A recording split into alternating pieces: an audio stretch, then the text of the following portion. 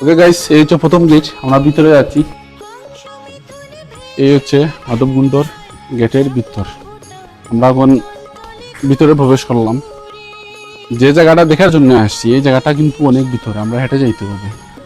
এখান থেকে হেঁটে গেলে মনে হয় 5 মিনিট সময় লাগে। আর এখানে গাড়ি নিয়ে, বাইক নিয়ে এই রাস্তাতে যাওয়ার কোনো লাউড নেই। ওকে গাইস, তো আপনার সাথেই থাকুন। এই হচ্ছে ভিতরের রাস্তা।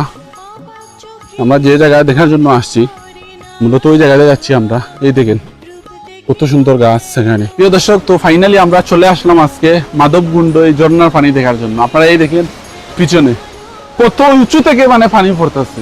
আপনারা অনেকেই মানে সোশ্যাল মিডিয়াতে দেখে থাকেন যে মাধবকুণ্ড উপর থেকে পানি পড়ে, মানে অনেক উঁচু পাহাড় থেকে। এই দেখেন ফাইনালি আজকে আমরা ওই জায়গাতে চলে আসলাম।